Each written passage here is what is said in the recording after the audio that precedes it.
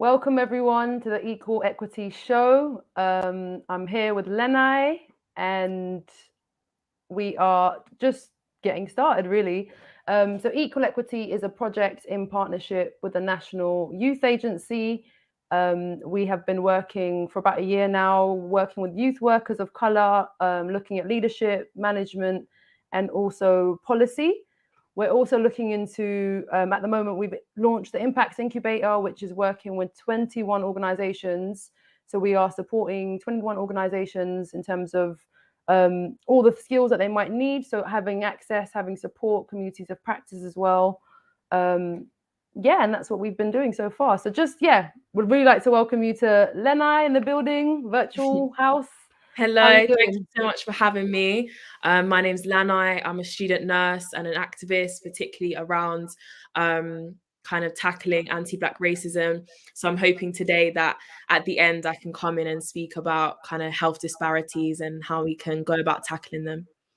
Perfect. Thank you so much. I'm just going to introduce Dr. Rose. Welcome, Dr. Rose. How are you doing? Hello. Hi there. I'm very well. Thank you so much for having me on board. So I'll just introduce myself. My name is Rosalind. I'm a doctor within women's health. I'm in my final year of training and I work mainly in South Yorkshire. I've come up with a campaign called Book Before 10, and that's what I'm going to be talking to you about today. Perfect. Thank you so much. Lenai, I'll see you in a little bit. All right. Thank you. Thank you so much. Just wanted to find out a little bit more about you, first of all, and how you got into this. How you got into the role and why women's health is really important for you.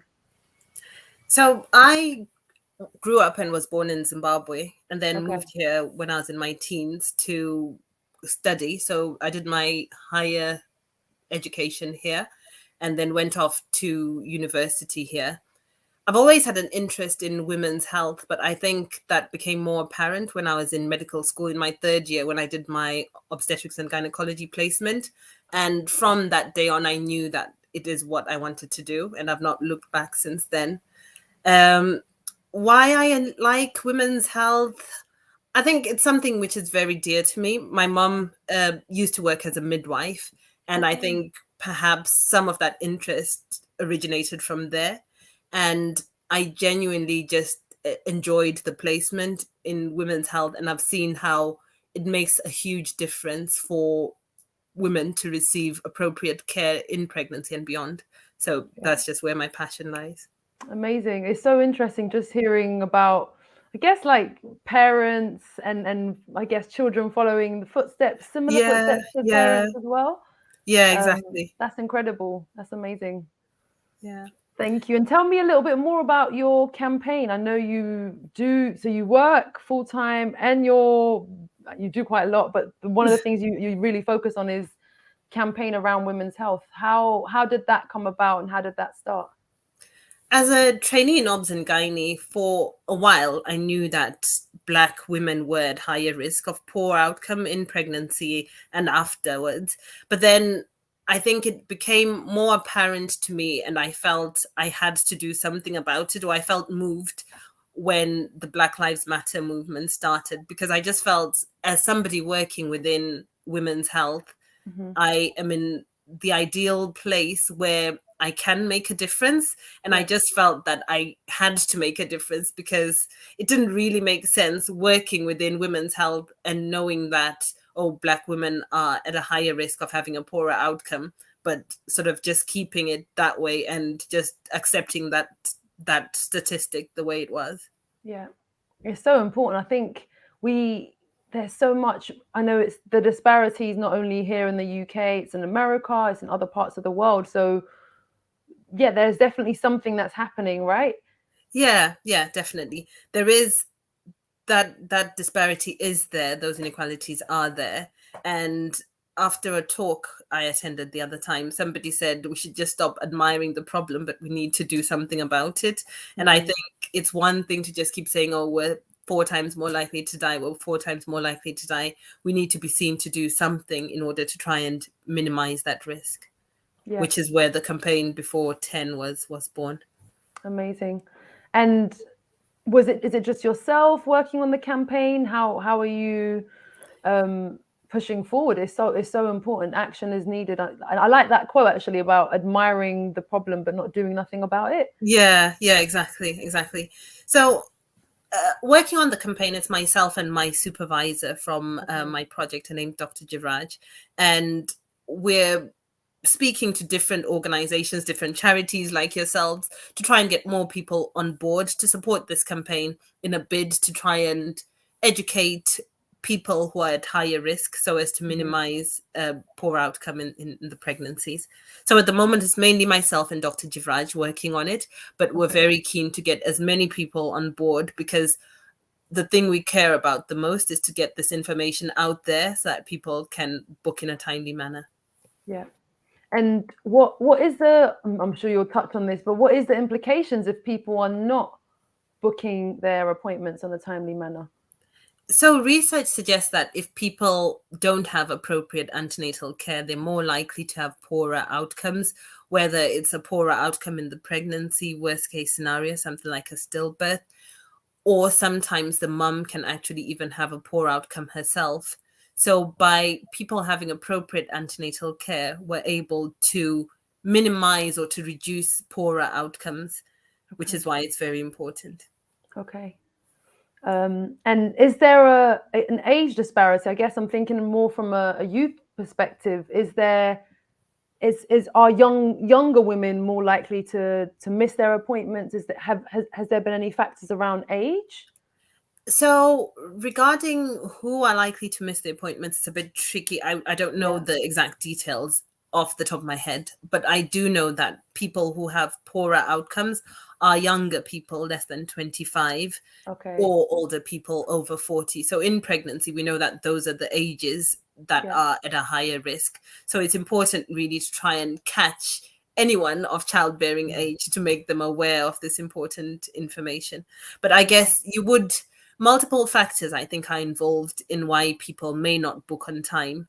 So even some older people may not book on time, but it's just making people aware of that importance of needing to see their midwife early.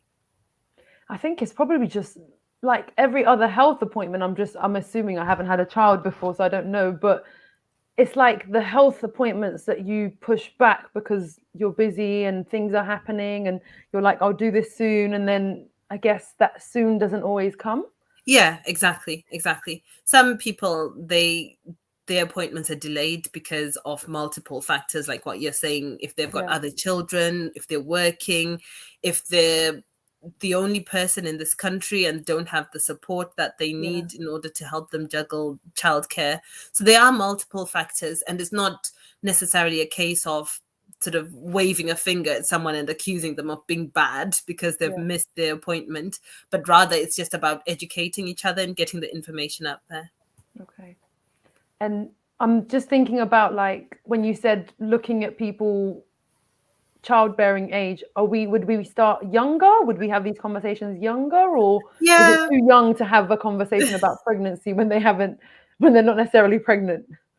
I think definitely the seed needs to be sown early before people are pregnant, just so that people know when it is that they need to book in with their midwives, or just know at least the pathway that they need to go down.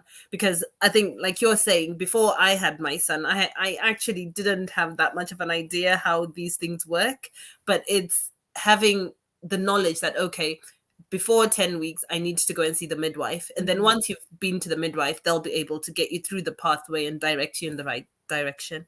Okay. And I'm just thinking about the COVID.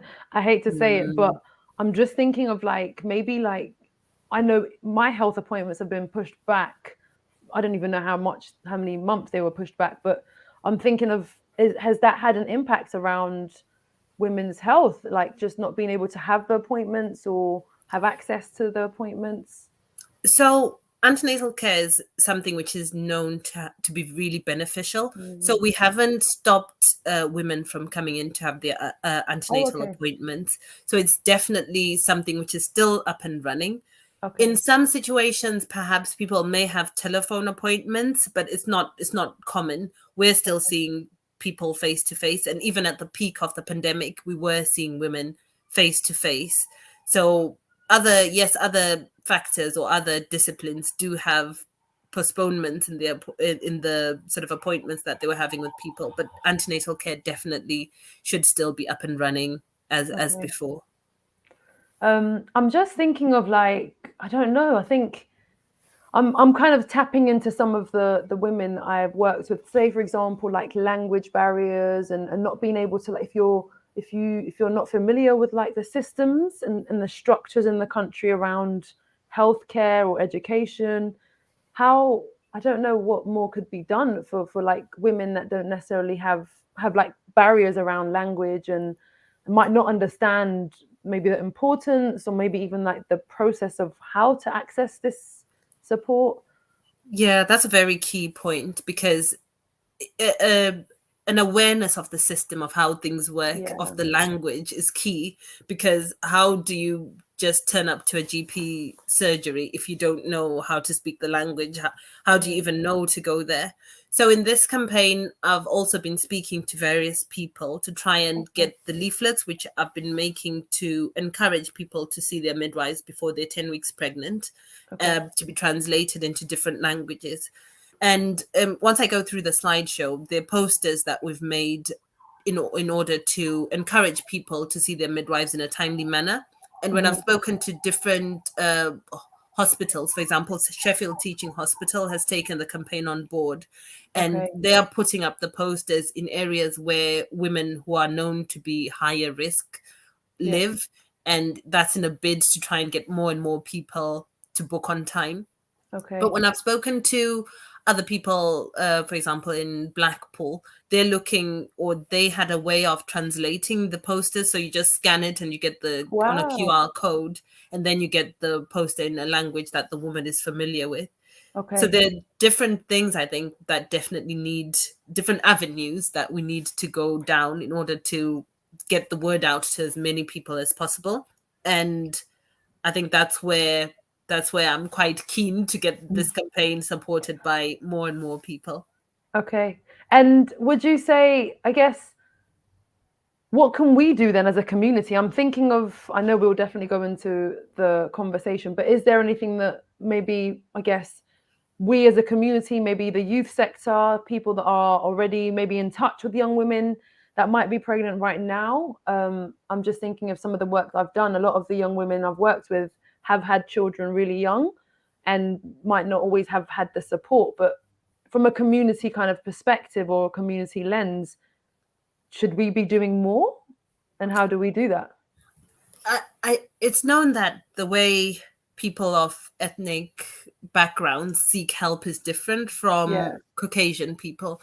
We tend to perhaps speak to a friend, speak to a neighbor, speak to a relative before we go and actually seek help care from a professional. And I guess that's where we as a community come in, because if we are giving those young people the right information or signposting them to say, hey, before you get to 10 weeks pregnant, you need to go and see your midwife, then I think that's one way in which we would have played our part in a useful manner. Because as well, I think we've kind of touched on it, people coming from different areas, maybe not necessarily having been brought up here, the way the healthcare would have been delivered where they've come from may be different from how healthcare is delivered here. So if we are aware of what needs to be done, then at least we're able to send people in the right direction and encourage them to get the care appropriately. Perfect. Thank you. Yeah, I think, it's just, I didn't know that you had to go to get checked out before week 10. I think it's a good piece of information. Now I'll remember before 10. It will be imprinted in my mind. So anyone pregnant, I'll be like, have you gone to go, have you done your checks before your 10 weeks? 10. I think it's a catchy, short, to the point kind of campaign, which is like really powerful because people would remember. Exactly. And I think that's what it is. Sometimes people get pregnant and spend the first few months perhaps telling people. Sometimes in some cultures, people perhaps don't tell people until a certain time, until they've had the first scan. But it's that knowing that people need to go and see the midwife before they're 10 weeks, and that's something which is encouraged and recommended by is a national body, NICE, which oversees the care of pregnant women here in the UK. And I think the other thing as well to emphasize about this campaign is that sometimes people who are at high risk may not go and seek the health care that they need in an appropriate manner for different reasons, perhaps out of fear of the health system itself, or fear of being treated badly, or previous experiences. But the important thing is, what I would encourage people to do is to engage with the system, to engage with the healthcare. And if, for example, you don't get on with your midwife, or previously you didn't get on with a particular midwife, as opposed to delaying your antenatal care because you don't want to see any midwife, you could always just seek to be transferred to someone else that you think you've got a better relationship with, which would be a lot better than not having that healthcare at all. And how easy would you think it would be to I don't know, I'm just thinking of like, how easy is it to ask for a different midwife? I'm thinking of the logistics and people's, the NHS and how it all probably operates. Is that something that is achievable? I don't know. Yeah, it's definitely. It's really, definitely achievable, and it wouldn't impact on the care that someone receives. Say, for example, if someone requested to go to a different midwife, it wouldn't. They wouldn't be like blacklisted and stopped from receiving appropriate care. And it's not even a case of speaking to the midwife that the woman was under to say, "Oh, I don't want to be under you anymore." Usually, there's a hub, a number that you can call in order to access the community midwives, and then you just ask to speak to somebody there and ask to be for the care to be under a different midwife. So it shouldn't be something people should dread or people should put off and just sort of grin and bear it if they're not having a good relationship with their midwife. Okay, that's really good to know. Thank you. So I think one of the things that I thought about, or that where this campaign started from, was initially we didn't know what the numbers were or who exactly was booking late. So we did an audit in Sheffield, which is where I was working at the time. And there we can see the graphs. So we compared, you know how you mentioned about COVID. We looked at 2019, which is the blue columns, and compared the same time period, July to September, with 2020, which is the yellow. And the reason we compared 2019 to 2020 is because in 2020, that's when the COVID-19 pandemic was there. And we wanted to know whether that would have made a difference at all in how people were attending their antenatal appointments. And we can see that sort of at first glance, people of all ethnicities were attending late. So, but then when we compare 2020 to 2019, we can see that there were more Black people who attended late compared to the same time period in 2019. And when we look at the people of Asian origin, it was slightly reversed. It went down slightly in 2020. So people were attending on time more. But then with the white British, we can see that more white British people were booking late before the pandemic as opposed to after. And I think the reason this was quite important, or why we thought it was important, was when the pandemic first started, we know that people in the BAME category were the ones who were more likely to have poorer outcomes because of COVID. And we were quite intrigued to know to find out whether Black people were perhaps keeping away because they were worried that they would have COVID more or would be at more risk of COVID.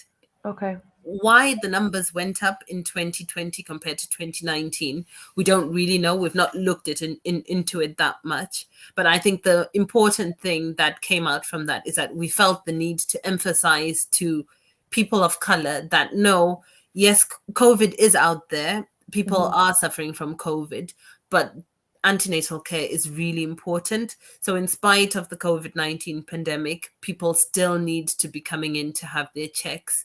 And it's really important. Wow. There's so much to take in. I think it's just good to see the visual of what pre and post. I think we might make assumptions, but actually, it's quite a significant, like a big jump. It's quite a I'm big curious jump. to find out if that was the same for London as well. I don't know if it will be different for different regions. Yeah, exactly. And over a longer period of time, what that would look like, it would be quite interesting to know as well. But then from that little snapshot that we saw, we just thought, oh no, this is something which needs highlighting. Whether it's something which is going on in the whole country or not, it's just something that made us think, hey, we need to get this information out there and encourage people to book on time. Okay. So one of the things, that we were thinking about was, why is it that some people can book late? And one of the ways it was described is that some people know that they're pregnant and actually choose not to book on time. Some people might not know that they're pregnant. And then, like what we discussed about, there may be delays in the processing of things and then resulting in someone not booking on time. And we know that there's some people who have had poor experiences in maternity care, like we discussed earlier. And perhaps people may choose to not attend because of that reason. And the other thing we know about as well is that there is a history of racism within women's health. And perhaps people will be like, oh, we're 4 times more likely to die. The system is against us. And they may choose to go not to book on time for that reason. The reason I chose to focus on this actually is because this little instrument right in the center of the screen, that little silver thing, it's a sim speculum. That's what it's called, and something that we use right now, even in clinical practice. I didn't really know much about the history of the speculum, and then I did a bit of reading. And the chap there in the bottom left-hand corner is the one that this speculum is named after. And the speculum is used to examine women when they've got a prolapse, a bulge essentially in the vagina, to try and work out where exactly it is that we can operate on it appropriately. But the way he came to fame and got known as the father of gynecology was through operating on slave women who had issues sort of down below with fistulas, which is an abnormal connection between the bladder and the vagina. And 3 of them we know quite well.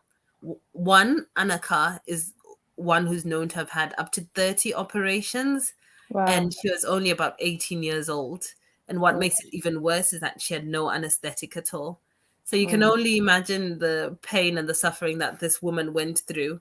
And I think sometimes people may perhaps associate the history of racism and poor treatment of Black people and sort of be afraid or choose not to engage with the services as a result. And interestingly, when a charity which is called Birthrights, it's looking at some women's experiences. Unfortunately, these sort of poor treatment or poor experiences still extend to this date, with some women saying they were feeling unsafe, some women experiencing racial stereotypes, having pain relief denied while they were in labor, some people thinking that or feeling as though they were being treated as pests and as nuisances, racial microaggressions, and people just thinking that they were receiving differential treatment. And I think this it would make absolute reason why someone would avoid engaging with the service if this is how they felt. But I think what I would emphasize about this is, if you feel you're getting differential treatment, if you feel the care you're not getting is appropriate, then you're well within your rights to complain. Every hospital has a service which is called PALS, Patient Advice Liaison Services. So if at all a woman is feeling that they're not receiving the care that they should be getting, my advice is, as opposed to not engaging in the process, it's better to make a formal complaint, and then the matter will be dealt with appropriately, as opposed to... Sorry, I'm just thinking, Dr. Rose, how does it work from a I guess from a medical perspective? I know, for example, in prisons they've got someone that's independent that might come in, same with schools, Ofsted, or any complaints. So if a young person or a woman of any age actually puts a complaint in around, let's say, racism and feeling like they're not being listened to within that service, who then decides? I guess, how does it work in terms of the process? It might just be helpful. Every hospital will have a team which looks after things like governance, to do with things like complaints.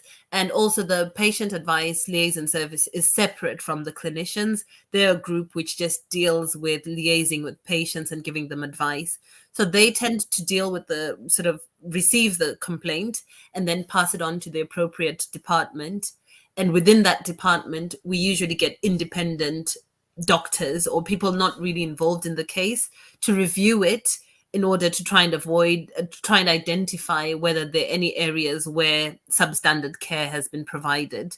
And also the lead clinician is also given an opportunity to respond to that complaint, but definitely an internal investigation does occur, which is not led by the lead clinician.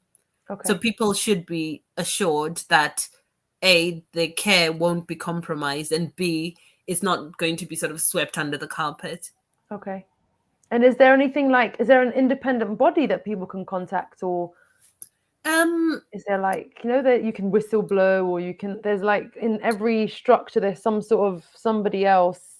The complaint process is not taken seriously. I'm just thinking of some people's experiences. Some of the women I've worked with definitely have had really significantly horrific experiences in medical care. People can refer if they feel that their grievances haven't been dealt appropriately. Then they can. There's the GMC, General Medical Council, which oversees doctors, and then the NMC, the National Midwifery and Nursing Council, which oversees midwives and nurses. So if they feel that the hospital hasn't dealt with the complaint appropriately, then they can always escalate beyond the hospital. Thank you. That's really good. But I think the key thing to say is that people's negative experiences shouldn't result in them choosing not to engage in the process, just because ultimately you will come to potentially a poor outcome by not engaging. So it's better that you engage. If you have problems, you escalate, because growing up in Zimbabwe, for example, you wouldn't really argue with a doctor. The doctor would say something to you and you'd be like, okay, then go straight off and do. But it's totally different here. A patient's rights should be observed. A patient's voice should be heard. And if at all a patient feels any of those things are not being done, then they need to escalate it in order for their concerns to be dealt with. And it's helpful not just for them, but also for other women to come. Yeah. Is there I'm just thinking of, I don't know, Ethiopia. I was reading, I was in Kenya as well this year, and I was reading stuff around women's health, and I'm just thinking for for Zimbabwe, is there any I guess is the healthcare for women, especially around pregnancy, is it very different? Is it I don't know, I'm just reflecting on different parts of Africa, or maybe the parts I've been to. I haven't been to Zimbabwe yet. I will go soon. As soon as the borders, as soon as they let me out, I'll definitely fly. I'd imagine the healthcare will have some differences. For starters, there's no national health service, which we're fortunate to have here. But unfortunately, I've not actually worked in Zimbabwe as a doctor, so I wouldn't be able to give you more accurate information. Okay. So going back to sort of thinking about why some people may book late. Some people may book late because they actually don't know that they're pregnant. And this may be key for, younger people, for example, where they don't quite know what the signs and symptoms of pregnancy are, or people who have previously had difficulties getting pregnant and don't think that they could get pregnant, and somehow they then get pregnant and don't go and see the midwife on time. So that is one of the reasons why people may not attend for the midwife's appointment before they're 10 weeks pregnant. Okay. And then the other thing that we talked about earlier was about things being delayed. Sometimes they can be delayed because the person perhaps puts it off till a later time. But sometimes delays can also happen because of the system. Perhaps somebody doesn't refer them on in an appropriate manner, or they call the GP, the receptionist, and then they say, call back another time. And for one reason will lead to another, resulting in the person delaying their antenatal care. But this is where I think it's quite key that if we know that we need to be getting that antenatal care before 10 weeks, people should then pick up the phone and make that phone call to say, hey, I'm approaching 10 weeks. I still haven't seen my midwife. Is there a potential delay in the system? And just sort of nudge people in order to make sure that they aren't missed as a result of some sort of bureaucratic or some issue with the system. Okay. So coming on to, we sort of talked about it a bit earlier as well, about why it's important for people to book on time. And I quite like this because it's a visual way of representing the information which is available. And this is from an organization which is called Embrace. And it looks at all the data from pregnant women and the outcomes of their pregnancies, and just comes up with summaries of different themes which have sort of become apparent when they look at the data.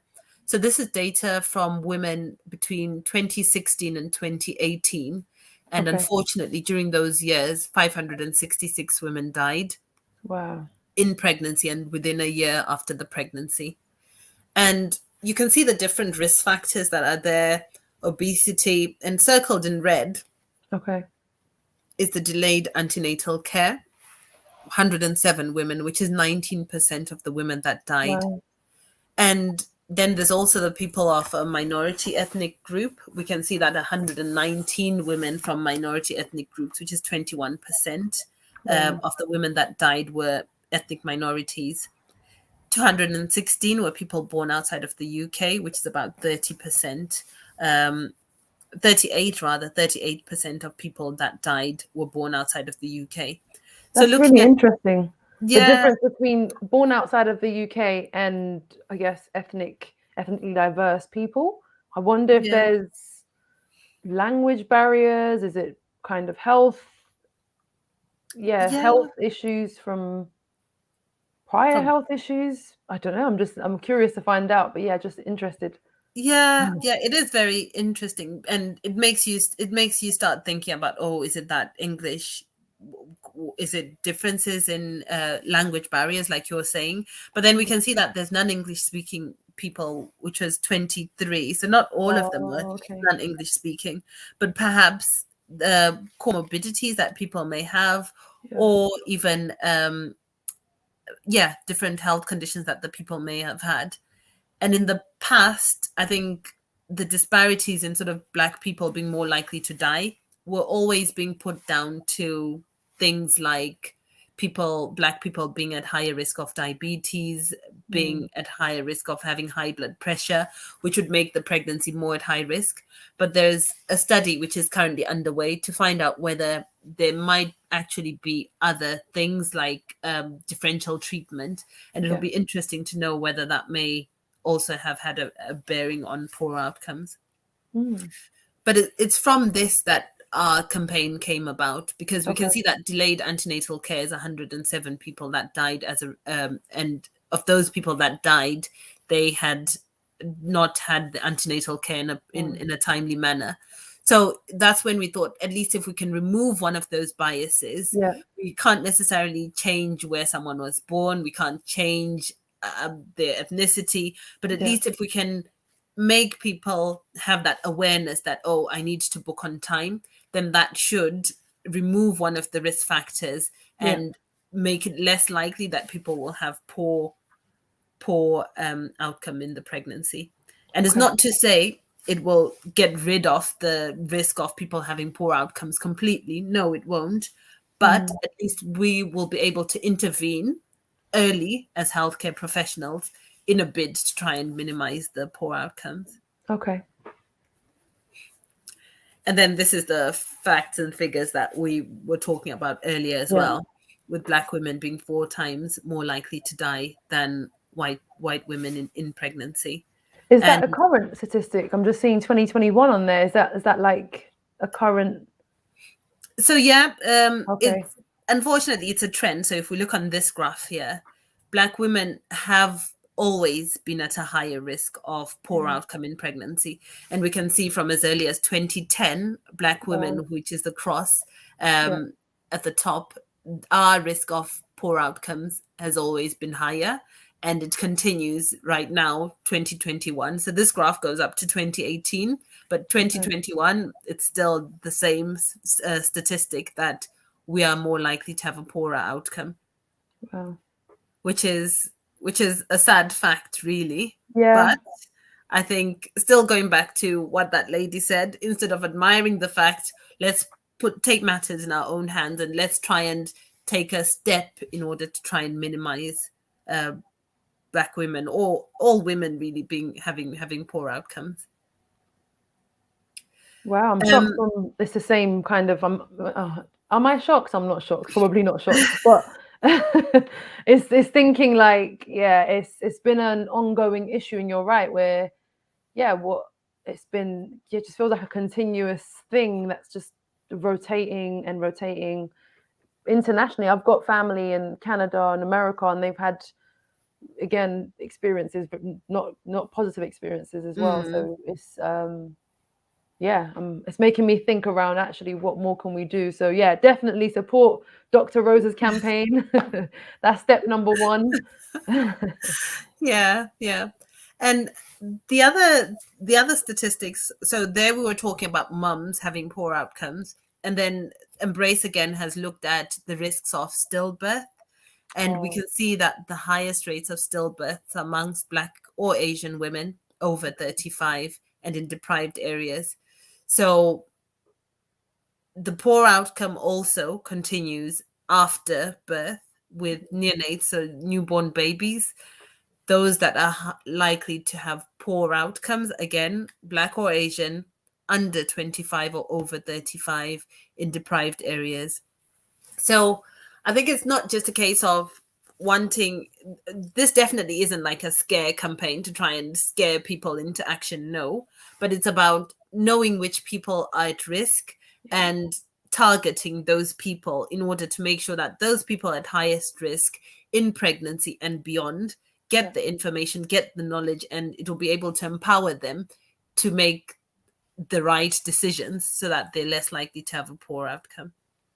And we're literally in the 16 days of activism around gender-based violence at the moment as well. So it's actually interesting just thinking about maybe the women that are at risk as well, or people that identify as women that are at risk in terms of like abusive relationships and things like that. And could that be a barrier in terms of them having access to hospital or hospital appointments as well? Those kind of social factors. Yeah, definitely. They definitely play a role. They definitely play a role in, for example, if someone is in an abusive relationship, they may know they're pregnant, but just not be empowered enough to go and seek the healthcare that they need out of fear or out of the abusive relationship that they're in. If someone is being sex trafficked, or if they're, for example. So multiple reasons why people may not be able to do it. But then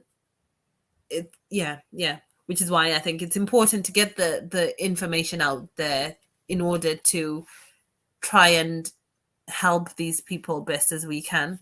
And in this campaign, I've tried to speak to, I'm in touch with a charity which is in Kirklees, and they deal and support women that are in sort of abusive relationship or people who've been victims of domestic violence. And I think the key thing is to try and get the information out to all those high risk people in order to minimize them coming to harm. Yeah. So I think one of the things to highlight or to emphasize is why this is important, because perhaps I've sort of touched on some of the reasons, and the way of thinking about it, or the way I've thought about it, is that there are different targets which the government has set and put in place. And one Okay. of those is called Saving Babies' Lives. And there's a new bundle which was published, a new version of it, version 2. And in it, they identify key strategies to try and minimize women from having stillbirths or try and reduce the risk of stillbirths. And one of the things which is known to be very helpful to minimize stillbirth is smoking cessation. And the reason it's important for a woman to book before 10 weeks, if she's a smoker, for example, is that there is lots and lots of support which is available to try and stop mums from smoking in pregnancy, because we know it's associated with a poor outcome for the baby. The baby can be a bit smaller, preterm delivery, and it's even a risk factor for stillbirth. So if a mum engages with the maternity unit, with the midwife earlier, then she can be supported in order to help her to stop smoking and minimize the risk of the smoking to her and to the baby. If a mum is coming to the pregnancy and is booking later, she's less likely to stop smoking. And also the smoking is more likely to have had a harmful effect on baby. So that's why it's important that people engage and book early, and that way we'll be able to better help them to stop smoking. And I think the thing to emphasize with the smoking cessation program as well is that support is available. If, say, for example, the partner is also a smoker, the couple together can work together to try and stop smoking, which is more likely to be successful. Okay. The other thing, the other reason it's important for people to book and see their midwives before they're 10 weeks is because we know that babies that are a bit on the smaller side are associated with a poor outcome. So babies who are, or women who are at risk of small babies, are women who have high blood pressure, women over 40, women with diabetes. So there are multiple risk factors that are there. And it's only when the midwife has gone through a woman's history that she'll be able to tell which woman is at high risk of having a small baby and which woman isn't. And those women that we identify as having high risk of having a small baby, we tend to start on aspirin, a low dose of it, but we tend to do that before they're 16 weeks. And the reason that we do this is because it's proven to improve the blood flow to the baby and minimize the baby being small. So if a woman is booking late, then potentially should have missed that window between 12 and 16 weeks where we recommend starting the aspirin, and that may put her baby at risk of being small. And the other thing we do as well is we can do some extra scans to monitor the baby's growth and make sure that the baby's growing well in order to identify those babies not growing as well as they should. So that's why it's really important that women see their midwives early so that they can be assessed to see if they need any further intervention. The other thing is preterm birth. We know that if babies are born early, they're at a high risk of having some problems.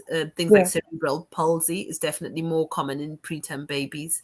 So there's now a huge drive to try and avoid preterm birth. And there are interventions that we can put in place to minimize the risk of someone going into labor early. So sometimes we can give medication, progesterone, a hormone, which will try and keep the baby inside and stop the woman going into labor. And in some women that we think are at a moderate risk, we can do scans of their cervixes to see how long the cervix is. And if there's any sign that the cervix is getting shorter, we sometimes can put a stitch around the cervix, keeping it shut, that way keeping baby in place.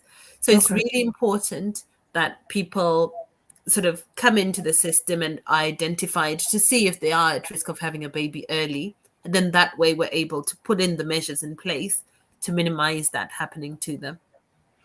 Is there anything around, I'm just thinking of vulnerabilities and maybe just women that might be struggling with their mental health and things like that. Is there anything around, just support for women that might need additional support to help them have access? Yeah, definitely. Because once a woman has a mental health history, she's pregnant, that can be made available. The woman is advised really to make that knowledge available to the midwife. Okay. And depending on the level of support that the lady needs, sometimes there's a service that we call the perinatal mental health team, and they Wow. can support the mum in the pregnancy throughout. It's a team of people, which sometimes includes psychiatrists, and they Okay. can provide the mum with the appropriate support. So it's really important. We aim to look after the mum as a whole, not Yeah. just like physical health needs or just the baby, but rather we need to make sure that we've got a well mum so that Yeah. she can be well enough to look after herself and her baby. And one more thing, I'm just thinking about, there's been a few critical incidents in terms of women giving birth in prison, and again, the lack of care and things like that. I'm just thinking of just women, maybe my background's been in prison, so I'm thinking of women that might not necessarily have access. I don't know if they do the 10-week scan. I'm just thinking of like the reality of prison sometimes, and not always having the same level of care they would have if they were in the community. I'm just thinking of those women that might also be high risk. I think definitely women who are in prison would be classed as high risk, Yeah. and they should.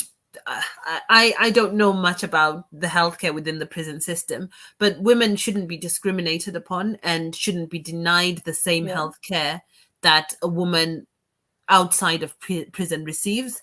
So Yeah. I think it's important. Then definitely I need to speak to somebody within prisons and make sure that women in prison Yeah. also have this access to the midwife before their 10 weeks, because it is a right that they should be able to enjoy as well. Yeah. Yeah. The other important reason why people need to book with the midwives early is because nowadays there's so much emphasis about being aware of the baby's movements, and we know that the movements are a sign of baby's well-being. Previously, people used to be told like, oh, if a baby moves 10 times, then that's okay, 10 times a day. But research has shown that that's absolutely not true. It's a case of being aware of the pattern of movement. And the Okay. moment a mum notices a change in the pattern, then she needs to get help. Okay.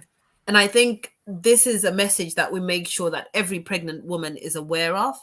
And if someone books in late, then potentially if they've had a pregnancy in the past or things were different then, someone may advise them that, oh, if babies move 10 times, you're okay. But that's actually not the correct up-to-date information. So again, that's why it's important that people book with their midwives, that they'll be given the up-to-date information and when to seek help in order to avoid them having poorer outcomes. And then the last thing to just mention is about personalized care, because we do know that as healthcare professionals, we can sometimes advise people and tell them that, oh, we'd recommend X, Y, and Z, but people are well within their rights to go against that advice. But I think the best thing to do is for us to engage with women early than a woman coming in to see us when she's 2 days from her due date. And then we're now giving her information, say, oh, we recommend this. And then there just isn't enough time for that dialogue to be had. And there's not enough time as well for the woman to perhaps do her research and say, oh, okay, what is it that these people are talking about? Is it important that I do it? And then in the end, it ends up with the woman being a bit disgruntled because we're not wanting to provide her with a particular thing that she wants, and us also slightly stressed, like, oh, we need to try and make sure that we do this for the woman as well. Yeah. So, yeah. So it is quite important. And how would, I guess, for anyone watching, how can everyone get involved? How can people support you? What is it that they can do as well? So I'm very glad to come and speak to anyone who's got time to listen and feels that the campaign would be beneficial in the area that they work in. And I think spreading the correct information is something that I'm completely passionate about, because people sometimes may come to us to get information, and we just need to make sure that we're giving them the right information. Please do have a look at our Twitter handle at bookbefore10. Please follow, like, and share in order to try and get the information across. And one thing which I saw, a quote which I saw the other day, and it just struck me, and I think I'll steal this and use it every time, that individually we're one drop, but together we're an ocean. So there's only so much that myself and Dr. Jivraj can do, sort of talking to people, talking to groups of people about the importance of booking on time. But I think together we'll be able to get the information out there to even more people, which is why I'm really grateful to you at Equal Equity for giving me this platform to speak to you, and also for the help that you'll be providing in the future as well. No, honestly, it's so important. I'm really glad this space is around having conversations. Really, it is aimed at youth workers, but also anyone is welcome to have, to watch any of the shows that we've been doing. But this one specifically was something that was really important. So I'm really glad we connected, and I'm hoping that the work will continue. And I want people to just be able to tap in, and maybe if we can send it out on the newsletter and things like that, just to make sure that what you're saying is so important, and it's so important for the work that youth workers are doing with all the young people they're working with, as well as their own individual personal lives and outside of their profession. But it's such an important topic, and specifically looking at the numbers, if we're talking about equity, then actually we need to talk about healthcare, and we need to talk about medical systemic racism. Actually, how do we make sure that women access the same level of support and care that anyone else would, regardless of their gender, their sexuality, and all the protected characteristics? So yeah, I definitely think this was just a really important conversation. So I'm grateful for your time, your energy, what you pour into this campaign it just speaks for itself, because you care, and you're doing this outside of your hours, and it's such an important such an important cause. And I would love everyone to be involved.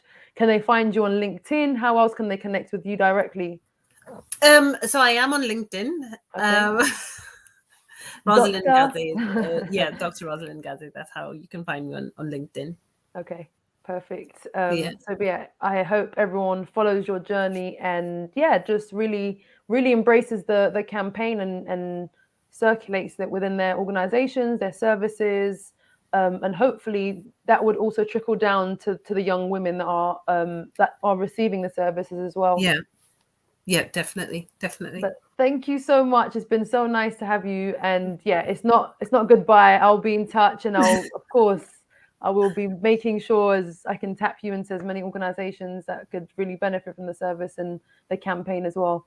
But it's incredible. Thank you so much, honestly. Thank you so much. Thank you for having me. Look after yourself. I'm just going to bring Lenai. Take care, Dr. Rose. Bye. Cheers. Bye. I'm just going to bring in Lenai. So hello, welcome back. That was incredible to listen to, and I think Dr. Rosa should be in every NHS spreading the knowledge. Yes, we just don't hear about it enough, and it's often coming from our own communities where we're doing all of this extra work to spread this information. So what an incredible woman. What did you take from that? I think you're young, you're coming from lots of lenses. Actually, let's talk about what lenses you're coming from, and the way that you see things. So you've got a youth work background, but you're also studying. So I'm 20, and I'm currently in my second year in becoming a nurse. So that's really exciting, and that's probably where a lot of what I'm about to talk about is going to come from. But I've also been volunteering in loads of different charities for the past 5 years, particularly campaigning against sexual exploitation, domestic abuse, and especially in recent years, campaigning with the Black Lives Matter movement. So I think really I'm just going to be reiterating some of Dr. Rosa's points, but especially when looking at the disparities in maternal morbidity, realizing that it's coming from centuries of oppression in the Black community, and it's not the fault of the woman or something within Black women that is causing them to die more. It's a result of systemic and institutional racism in our health services, which come from the times in which our community was once enslaved. And this is why I always say to people, when there's a common thing often in the UK, why are we still talking about racism? Why are we still talking about slavery? It doesn't impact you today, it's all over. But in reality, because of people in the past, such as Thomas Hamilton, that did horrific experiments on enslaved Black people, trying to prove that they felt pain differently. And actually, studies show, I only have research from America, but the proceedings of National Science found that 40% of first and second year medical students still believed that Black people had thicker skin and they felt pain differently. So these myths, these historic myths, still impact our health services today. And so it's really important that all health practitioners are aware of that, because often it's our unconscious bias, right? We don't realize that all of these things from the media and everything influence our practice. And so it's really important to stay educated. And when you say unconscious bias, I'm like, is it unconscious? Is it really unconscious? Is there something that's going on? And I think you're right. If it's in the medical books, if people are being taught that somehow Black women experience pain differently, then when a woman's giving birth and screaming for help, are people going to respond to that and I guess really look at that person as a person needing help or needing care? It's just there's just, I've got all these questions around, is it unconscious bias when people's actions actually result in people's deaths? So that element of it is actually, it is conscious bias, really. To me, it's not unconscious. Very true. I think the reason I sometimes say that is I see myself within healthcare. There is a lot of political issues in the fact that we are horrifically underfunded. So there's a lot of staff, especially I can only speak for nurses really, but people doing 12-hour shifts, not taking breaks, doing it for decades and decades, not being able to retire, having lots of health issues, extreme fatigue, living like in poverty, even though you're actually saving lives. And so a lot of people, I think there are a lot of people that do it consciously, but I think even beyond race, mistakes happen because actually nurses and health staff are not correctly valued, and it results in a lot of mistakes happening even unconsciously. And I think, even within the healthcare system, something that upsets me is that our very NHS, the best thing personally about the UK, in my opinion, was built up by the Windrush community. And actually, how are we valuing them now? Because they contributed to creating one of the best things in the UK. And so it's difficult for me because they're also being treated with racism as staff members. So it's tough.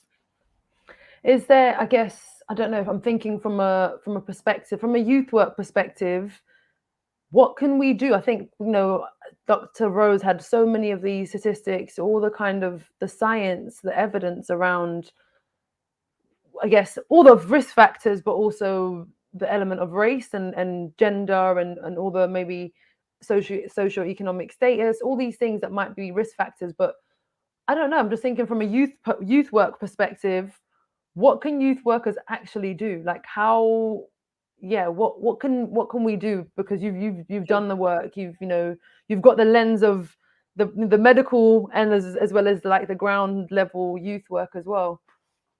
I think something that was mentioned earlier on in the conversation about when can we start these conversations, I think as youth workers, as well as any professional, we have to remember that in today's generation, especially, young people are exposed from such young ages to loads of things that we probably wouldn't want them exposed to till they're an adult. But realistically speaking, because of the media and things like that, there's children in primary school in year 3 that already know about so many things and are exposed to so much, especially from communities that are living in more deprived areas. They don't have the chance to be kind of cradled and protected from all of the bad things happening. And so I think being honest with young people and starting the conversations early so that they don't feel uncomfortable later on to speak about things they're going through, or feeling that they have to hide sexual activity and things like that, because it's more important to make sure they're safe and educating them about how to do things safely than to think, oh, they're too young, they wouldn't know about that. Because trust me, 9 times out of 10 they know about it, they've been there and done it. And in fact, they don't even need you to explain, you know, what things are. They just need to know where to get help. And you don't need to wait for young people to come and tell you. And this is why this is serious. You know, Black women are dying 4 times more in 2021. Let's not wait until they die to do something. And this is why it's more than a conversation. We need to take action. And it is beyond our control, but even within healthcare staff, I think taking that extra time, you know, with me, if a patient comes in, just taking the time to ask, you know, do you have any like religious requirements? Do you need to know where you can go and find space to pray if you need to do that? You know, making them aware that actually we do have translation services in the NHS that we can use at the click of a finger. And there's so many things available. We need to talk about it more. There's so many charities that are willing to support young people in this kind of stuff for free. We need to make sure that young people are versed with the knowledge to keep themselves safe. Do you think, I'm just thinking of schools, and like, you've got PSHE, you might have citizenship. If they, I don't know, when I was younger, PSHE was like, you've got, you know, plastic dildo, you have to try and put the condom on, and then it's like, okay, it was very like, that is it. We didn't really have the conversation around consent, really. It was just like a very basic, very basic conversation. And I'm just thinking around, like schools and all the workshops that maybe youth workers, or sometimes youth workers or people that work within the voluntary sector go into schools to do those sessions, right? Or some of the PSHE teachers that might be watching, actually, we never know. How do people bring in the conversation in a safe way, an educational way, but also touching on the real life and all the things that maybe young people need to be aware of? I think it's hard because as much as we have to be honest, we also have to safeguard young people. And there's a lot of young people with a lot of trauma already, and we don't know what people have been through. So as much as we have to educate people, it can be really tough to speak about these things because there's going to be people affected. And this is why statistics are hard, because they're real people. And sometimes it's very hard for us to separate that. And it can become easy to become desensitized to all of this kind of stuff. And we think, okay, like 4 times more. But imagine just one woman dying from childbirth is horrific. And the figure is so much more than that. And so I think people going in, I think the reason why I like that is I don't think it should be a teacher's job to be informing, you know, young people on all of these issues. And I think having an outside source coming in can be really helpful. And I think we need to make our kind of PSHE and sex education kind of more global and looking at different communities and cultures, because we all have different, you know, rules and values that we follow, and we have to be aware of these things. And especially with consent, like you mentioned, you know, there's a lot of young people that just, how can we teach them about how to reproduce without knowing about consent? It's ridiculous. And I think you know, even in the videos we see, I mean, they're very based on straight relationships even. So even, you know, educating young people about LGBTQIA plus relationships and different genders is really important, because we don't all look like the people in those videos, and we don't all have relationships like that. And so it's important that we're kind of aware of those things. Yeah. I think there's so much in what you said. I know you do some online just for Dr. Rose to find out that you actually do lots of online engagement, and you use social media for social good, right? And social justice. So it's interesting. You might be, that might be you're recruited already into Rose's campaign. You can be using your skills and your kind of knowledge of youth work / the medical field and your online digital skills to take the campaign to another level, maybe.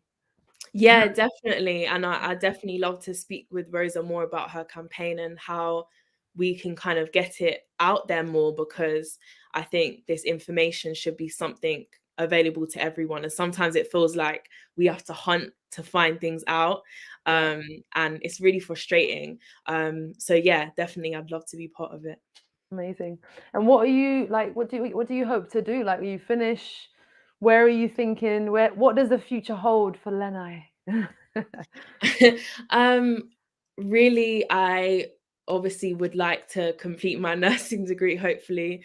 That's got to be the main focus. And, something very personal to me, because my grandmother came from Ghana in 1948 and become a nurse and a midwife. And she was part of building that NHS. So I'm very passionate about being part of it myself. But I want to be definitely in the third sector and bringing health into the third sector, and kind of help using health to kind of do youth work, because I think often it feels like it has to be separated, but I think we could really kind of match them together. So if we're speaking about violence, let's actually teach young people first aid. If someone's been stabbed, what do you do? And I think kind of marrying them together is really important. There's a legacy around, I think, what Dr. Rose said around her mum. So it's really interesting, like the passion, the drive has also come from other women and everyone, both of your personal lives. So that's really powerful, just for me to sit here and reflect around, that's like the drive and the passion around the work that you're doing as well. Definitely. Amazing. What are you thinking around? I'm just thinking of like more, if you had to do, so if this campaign was going to target the younger audience, what can we do around having more engagement with young people? Because it's so important. I'm just thinking of the work that I've done with young women, and a lot of them have had children already. Some of them are still currently pregnant. But I wasn't aware of like having checks before 10 weeks. Honestly, I wasn't aware. So I think even for professionals that are working with young women, whether they're social care, youth workers, or any other like teaching staff as well, how do we get this message out there and engage the people that are most at risk, and having the conversations and conversations around intersectionality as well? Yeah, I think there's a few things. I mean, maybe it will relate to kind of all generations, but I think even though the NHS is a free service, we have to remember that it costs to travel to get to hospital. If you're working full time and trying to be a single mum supporting your kids, are you going to have to take time off work to book an appointment? Are you going to have to find childcare if you've already got children and you've got all these maternity visits? So I think I'm making a lot of suggestions, and I have that's probably a lot deeper kind of change that needs to happen, again, result with funding. But just being aware that sometimes things aren't as easy as we think. And sometimes when I know of a lot of young people, even friends that I've had that have been a teenager and pregnant, and just people getting frustrated with them, why aren't you doing this? Why aren't you coming to this visit? And it's like, you're not seeing how complex it is. It's not just you come and you go. It's there's a lot going on in people's lives, and I think making things accessible, because there is a lot of benefits out there for mums and people, and I think we need to help them to know that help is there and how do they get it, and making information accessible, so not using big words and complex terminology, even if you can't get things translated, and even with the pictures you're using, the importance of even things like using different skin tones, and things like that, just representing people, because if you don't feel represented, you're not going to feel safe, coming into a space. So yeah. There's so much in what you said. I'm imagining, like, this is go on this journey with me. I'm imagining a big truck that you and Dr. Rose will be driving around up and down the country, picking people up for their 10-week appointments. But look, man, it's the truth. I know we're laughing, but accessibility, like not having the money to travel and get the bus, or those things are definitely barriers. I can say that for a fact. Like, even for some young people, they can't come to the sessions that youth workers have set up or spent weeks planning if they don't have the finance to travel, but also they don't feel safe traveling for whatever reason contextually that's going on for them in their areas. Like, all of those things are definitely barriers. And I know one of the organizations I worked with, we get cabs. Honestly, we get cabs, but we can only do that for so long. If they're really high risk, we would normally book them a cab for them to come, an Uber or Bolt, to come into the office to do a session with their one-to-one worker, or if they're coming in for work. So, and I know the money is always an issue, right? All these things require finance. And we also know that actually a lot of the work that we've been doing in equal equities around the organizations that don't always have the finance, but they are working with probably the highest risk, more number of people, but they don't always have the finance to be able to make some of these sessions accessible for the young people they're working with, like cabs. Yeah, definitely. I think there's a lot of things to think about, and even looking at postnatal depression, there's so many things that come with pregnancy, and we need to also, not in terms of discouraging young people in getting pregnant or making those choices, but giving them the knowledge that this isn't just a baby. This is going to grow into a person, and all of the things that come with it. And we really need to make sure people are aware of the impacts it can have, because there's a lot of women going through postnatal depression and they're thinking, I'm an awful, terrible person and I can't speak about this. Especially in the Black community, we have issues in speaking about mental health, again, for inequalities I spoke about earlier. But I think, it's about education, and that's all we can do for now until politicians and systems step up. Because I think a lot of what we're talking about, my kind of question to everyone is this a question of changing systems, or is it a question of we would need to dismantle them completely and start again? And it's something to think about. But a quote from Bell Hooks that I think is relevant to why we all have a role to play is holding each other close across differences beyond conflict through change is an act of resistance. And we can all resist oppression in all different aspects of life. And when we see it, we have to destroy it. And sometimes that doesn't need to be as scary as we think at all. It can just be, making sure, again, to educate yourselves and those around you, and just remembering to be kind and think about things. And especially for professionals, I think a lot of professionals have been through things and once understood and went through stuff, and then they become professionals and get really, really high up, and it's almost like they become disconnected from the realities of the people they're working with. And we have to remember that no matter how high up we are, no matter how much we get paid, we don't forget where we've come from, and we don't forget, like, ourselves, because we all want to get up and get paid loads. But I think we have to remember why we're doing things. And I think what you said is so important. Like, our oppression is connected, whether we like it or not. You can't talk about things. There isn't a single issue. Everything is interconnected. And I think that's the thing. If people care about gender-based violence, well, guess what? That's interlinked to everything else: race, poverty, LGBT. It's all a whole spaghetti bowl. That's the way that I like to see it. Like, I'm a visual person, but it is all interconnected. So if we care about one thing, I am definitely sure that will link into something else. And I think there's something around that.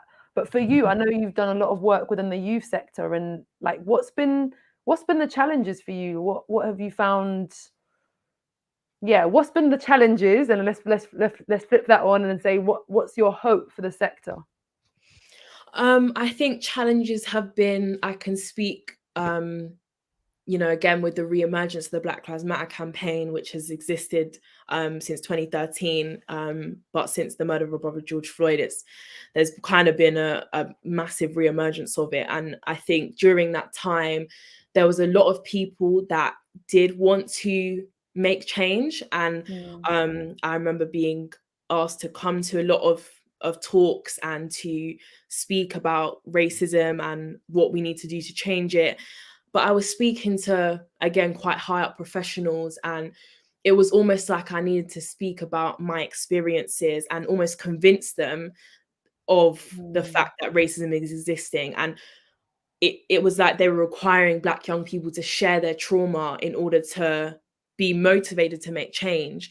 And I kind of thought, no, I want to come into spaces where we've already been past that conversation, and actually we want to talk about how do we celebrate you, how do we implement change into our systems, like instead of just talking. And that's kind of what I really want the sector to be about now, is tell me what you're going to do when I come in somewhere, and how can we follow up, because often change is made, but I want to see, but how are you going to do that in a year, and how are we going to measure that change, because it's really important, and we need to hold institutions accountable to prove to us, and it should be that way around, not us coming to them saying this is the realities of our experiences and these are the stats. I think it's more, no, you need to show us how you are supporting our communities.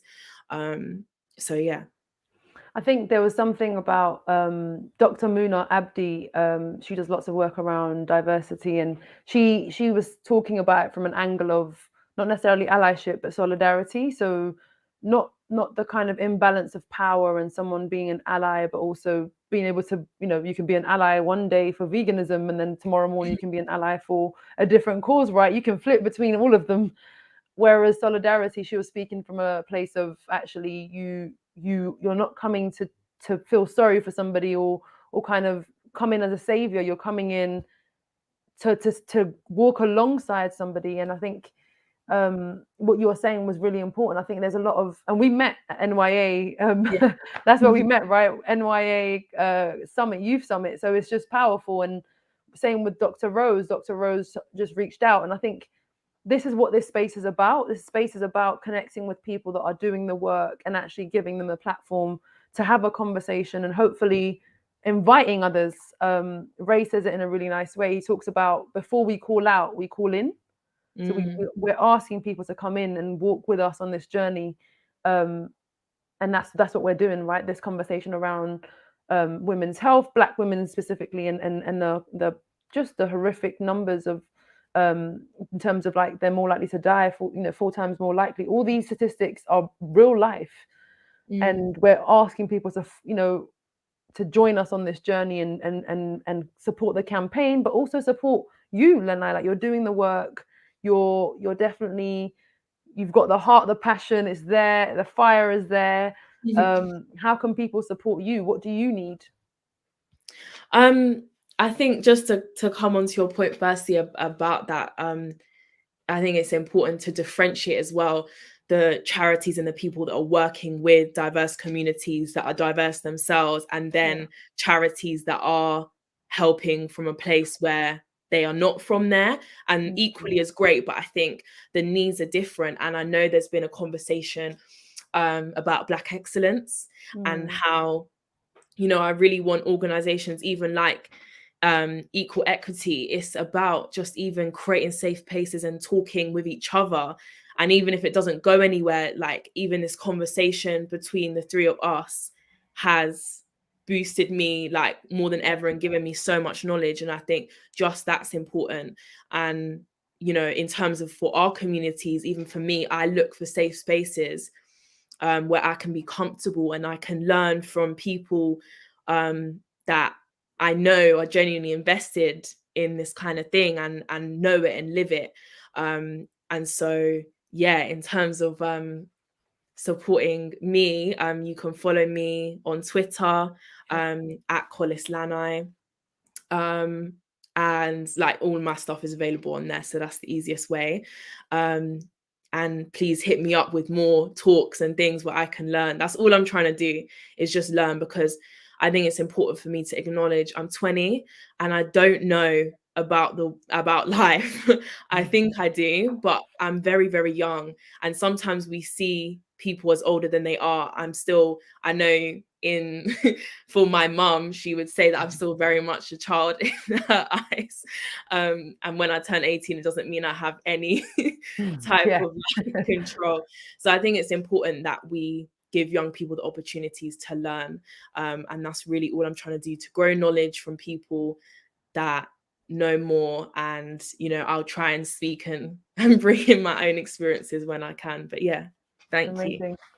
And I think what you said is so important around, again, this is conversation around young people being, I guess, not necessarily for you, but I'm just saying in general, the conversation around young people being seen as adults, though. So especially Black women, that like the adultification of Black girls and all of the conversations around that.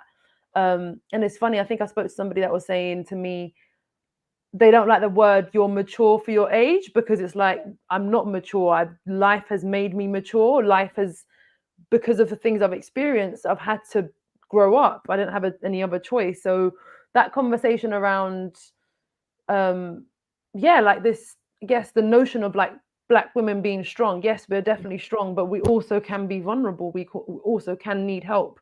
We also can ask for help, and we also can be in a place where we might need support. So sometimes what happens is Black women carry the world on their shoulders, their communities, their families. They are thinking of so many layers, but actually, who's caring for us? Yeah. So that's one of those things I think that made me think of when you were saying, like, you're 20, but you definitely, I don't like the word mature, but I would say that you definitely have lots of thinking, and the way that you think is in layers, and you thinking from a very different perspective and a wider perspective. But how can people support young people to learn and grow in a safe place, in a safe way as well, and actually provide you with opportunities? And I think a lot of, you've said that, for example, that you've been volunteering for 5 years. To me, I'm like, oh, that's a very long time of volunteering. Actually, you have the skills, you have the knowledge, the experience to be paid for the work that you're doing. And I'm being very conscious of the word equity. We talk about equity within our communities, within the youth sector, but actually equity also means your paycheck, your paycheck, so that you can live and you can survive. And because a lot of us are in the work, but we are also the community that we serve. So yeah, anyone watching this, any opportunities for Lenai, please contact her. Are you on LinkedIn? How else can people? Yeah, I do. And it's just my name. Honestly, if you type in my name, unfortunately, there's not many Lanai Collises, so everything will come up and you'll find me everywhere. So yeah, but I think, some incredible points there. I'm just going to think, I mean, of course, during my volunteering, I was working alongside it, and actually volunteering was I wish that could have been my main job. I probably would never gone to uni because I gained so much from it. And I think, especially in the way that we, I'm sure we can all relate, but with in the Black community, kind of elders telling us from very young that things are going to be harder, sometimes 10 times as hard, and you're going to have to do this and that. And I think that's important, but also remembering to let them experience Black joy and being a child as much as possible. And it's tough because the reality is going to hit them, and how do we balance that is something I'm really interested in. where can we strike a match where we are honest with them, but also allowing them to be children and grow in that. And I think when again in last summer also, or the one before, I do my volunteering. I was doing work with some younger children, 12 and under, and I was running kind of Saturday fun classes for them where we were just educating them on things like equity and stuff like that. Wow. And then the murder of George Floyd happens, and actually these were all Black and brown children, and their parents were saying, they're seeing this and they've got a lot of questions. And instead of explaining to them in our little Saturday classes, this is what's happened and this is racism, I told them about the kings and queens in Africa. I told them where they come from, and trying to get them to celebrate themselves, because they know and they see it, and those children are already experiencing racism even without knowing it.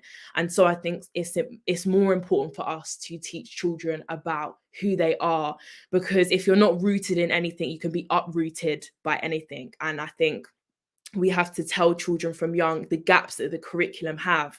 The curriculum misses like most, if not all, of Black history and how incredible we are. And so we have to unfortunately try and fill in those gaps. And we can't forget to do it, because, I found out about a lot of stuff that I think I should have known of a lot younger, about, again, kings and queens and things like that. So, yeah. It's changing the narrative as well. And I think like, even the word Black history, it's just history. It's literally history and the facts of what happened in that time. And I think all the things that you were saying is just so important around Black joy, and that's just joy. But because the narrative is all around, I guess, our narratives and the way that other people see our narratives around the pain and the trauma, we don't get to just do the normal things that everyone else is doing, the joy, the laughing, that just all the day-to-day stuff that everyone else sees as normal. It becomes, I guess, even excellence. We are excellent, if that makes sense, but it's called Black excellence. But all these things that we do and are is we have been doing, if that makes sense. But because of the narrative around Blackness, and we talk about anti-racism, but specifically within equal equity, we do talk about anti-Blackness. This is a conversation in itself. And what we're saying is actually, within all of those things, we should just be able to not just survive, but thrive and live and enjoy and laugh and smile. All these things that are not always at the forefront when people think about, the community or the diverse communities over there. Yeah, and we have there's a guy that does the Black. He does the images. You've seen it. It's with the Black boys smiling. So the Black boys smiling project. That in itself is like, why do we do need it, because this is the concept and the media and the way Black boys are portrayed. Not even Black men, Black young boys are portrayed. But it's just meant to be everyday life, really. But because of the systems and the structures that we live in, it becomes a thing. It's crazy how much we have to do. When you deep it, it's really quite mad. But I have to not deep it too much, otherwise I will lose my mind surely, because it's highly frustrating, and you're so right. And it's interesting to think about, isn't it, that like, why do we have to phrase things like that? But yeah, it's the systems in the way that we live in. And yeah, there's a lot. There's a lot. But what are your hopes? Do you qualify? Are you looking for any work at the moment, or are you traveling soon? Tell me what the future holds for you. I need to be inspired. Well, I do hope to do a lot of traveling once I get a big grown job, so later down the line, because traveling is sadly expensive. But for the time being, I just would like to continue doing volunteering for the places that I can, because it's a really important part of who I am and my values. But also I would kind of like to be able to kind of start to transition that into more paid opportunities, because I have to sustain myself.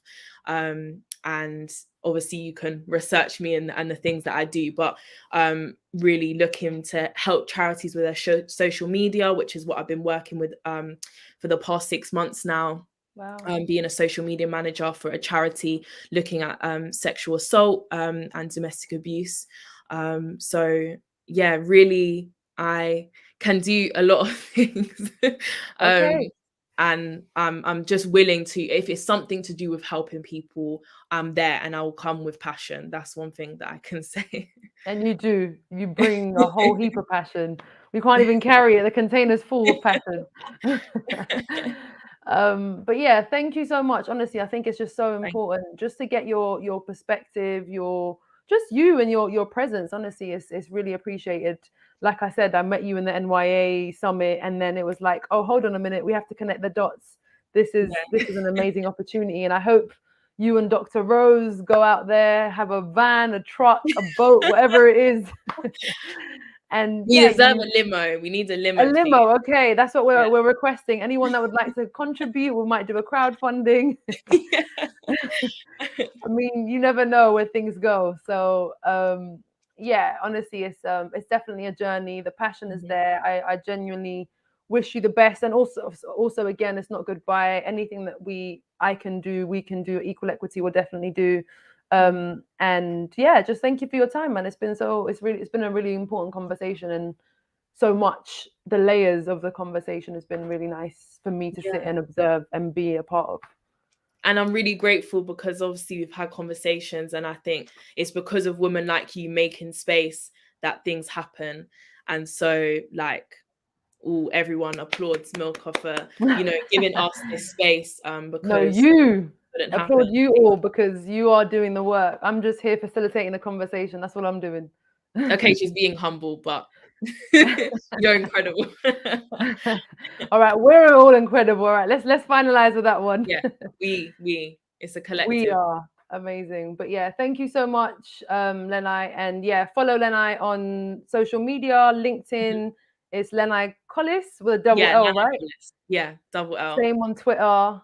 So yeah, follow her, support her, and any roles, any opportunities, please, hook her up. Thank you so much. All right, peace. Thank you so much. Take care, everyone. Have a good night. Thank you. Okay, bye.